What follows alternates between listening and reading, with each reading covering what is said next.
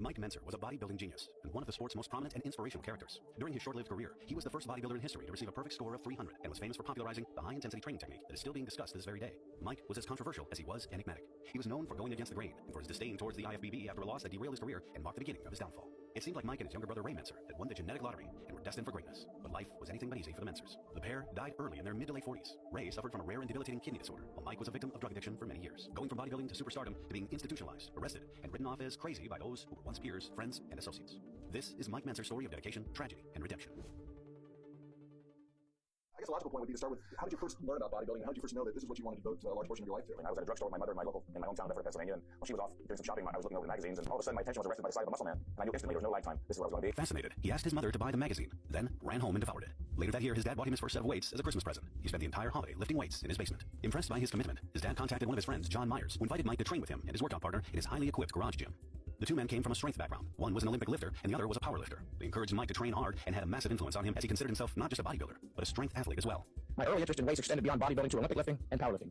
My hometown, including the entire state of Pennsylvania, was influenced highly by the fact that the father of American weightlifting, Bob Huffman, operated out of York, which is only 30 miles from Ephrata. As a young teenager, a friend of my father's, Johnny Myers, who was a powerlifter, would take me on frequent visits to Muscletown, as York was called, to watch the nation's and world's best Olympic lifters, powerlifters, and bodybuilders train. In 1965, Myers took 13-year-old Mike to New York to witness the very first Mr. Olympia contest.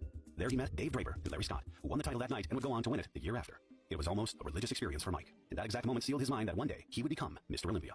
Upon returning home, he sat down with the latest Muscle Builder magazine and set out a future schedule for his bodybuilding career on the inside cover of the magazine. Mike Mentzer, Mr. America, 1972. Mike Mentzer, Mr. Universe, 1974. Mike Mentzer, Mr. Olympia, 1976. While his dates and predictions were slightly off, this list highlights Mike's early ambition. Such an ambitious kid was the product of a family of German origin. He had an older brother and sister, and a younger brother, Ray, who would follow in Mike's training shoes. In school and later in university, Mike distinguished himself by virtue of his remarkable grades. He was a top student, one whose ultimate goal was to become a psychiatrist. But before embarking on that pathway, he threw himself into amateur bodybuilding. I started competing at the age of 18 in a local physique contest, which I did very well in. I won my first contest, which was the Mr. Lancaster County, Pennsylvania contest. Not long thereafter, I went to the state level and won the Mr. Pennsylvania. In June 1970, he enlisted in the Air Force, and the following year he made a contact that would change the trajectory of his life. At age 19, Mike entered the 1971 Mr. America contest, but another 19-year-old was destined to take all the glory and make history by becoming the event's youngest ever winner by a handsome margin. A sensational Casey Viator scooped up the 1971 Mr. America title and all the best body part categories, while Mike finished 10th overall, coming second to Casey in the best legs and best arms categories. Casey was a student of the eccentric inventor and mastermind behind Nautilus, Arthur Jones, who was beginning to promote his high-intensity training protocols at that time, with Casey being his most famous guinea pig. Casey saw something in Mike, later approaching him and telling him that he's got great genetics, and put him in contact with Arthur Jones, who transformed Mike's thinking.